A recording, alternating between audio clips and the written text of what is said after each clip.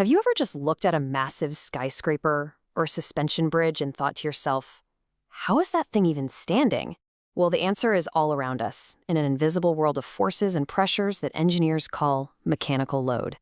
It's this constant battle every single object fights against being pushed, pulled, twisted, and bent. So today, we're going to pull back the curtain and make those invisible forces visible. All right, here's how we're going to break it down. First, we'll get a handle on what a mechanical load actually is.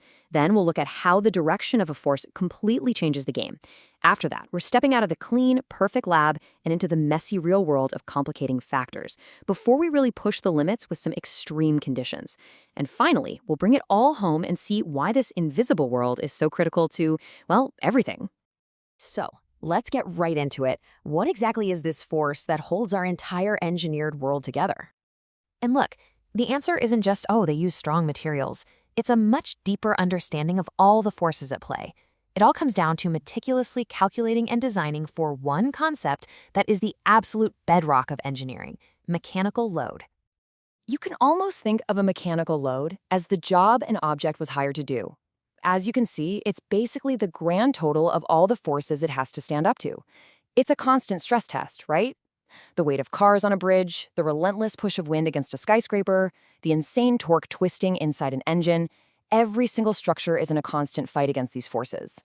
Now, these loads come in two main flavors. First, you've got your static loads. These are the easy ones. Constant, predictable forces, like a building's own weight, just sitting there.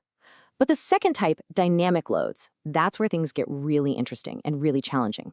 These are the chaotic, changing forces, vibrations from traffic, sudden gusts of wind, and unexpected impact.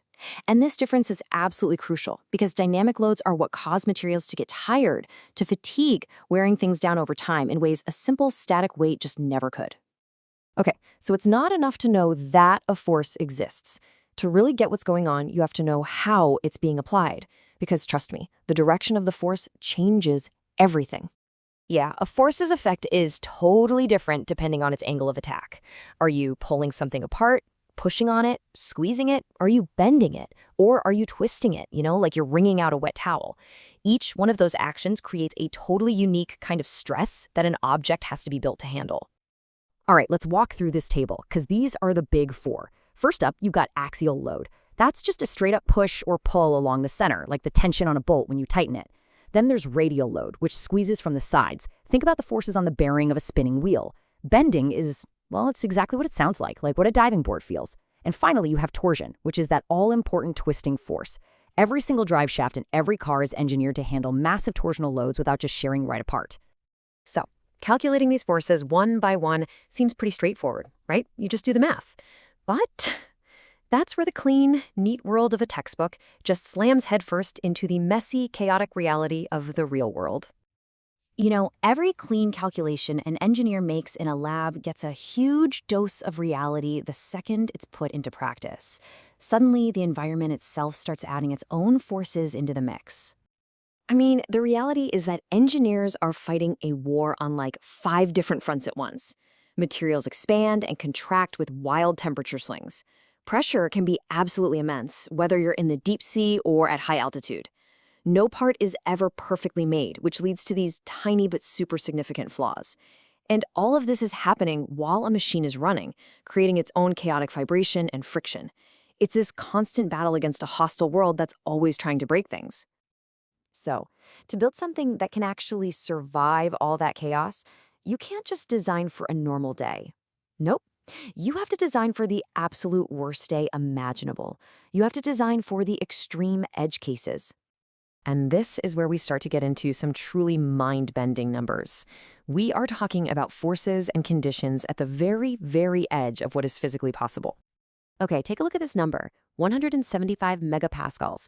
That is the kind of pressure some oil and gas equipment has to handle day in and day out. To put that into perspective for you, that is over 1,700 times the normal air pressure that you're feeling right now. Just let that sink in.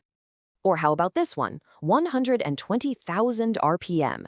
That is the insane speed some high-tech bearings and shafts have to spin at, generating these incredible forces that are constantly, desperately trying to tear them apart from the inside. And extreme heat isn't always coming from the outside.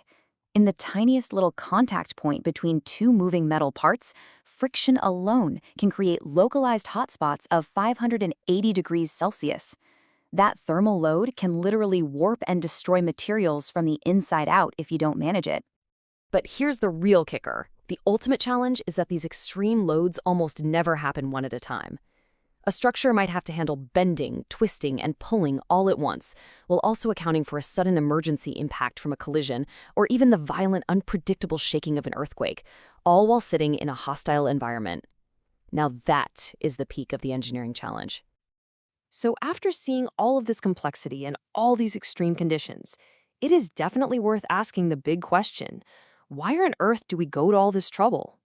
Well, the reason we put so much work into understanding these invisible forces is because it is absolutely fundamental to our modern world. The consequences of getting it wrong are, frankly, catastrophic, but the rewards for getting it right, they're incredible. And hey, this isn't just about giant machines or skyscrapers. This quote right here brings it down to a really human level.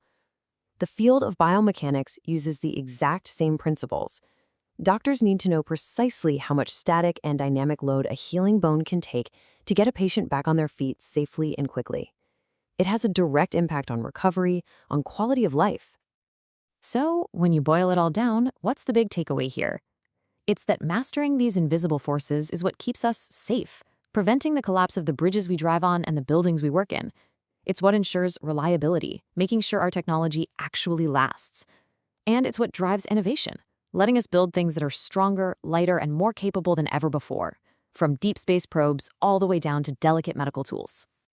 Honestly, everything you see that was built by human hands, from the chair you're in to the phone in your pocket, is a monument to this constant, invisible battle against mechanical load. So the next time you look at the world around you, just think about those hidden forces hard at work and ask yourself, what's one thing you'll never look at the same way again?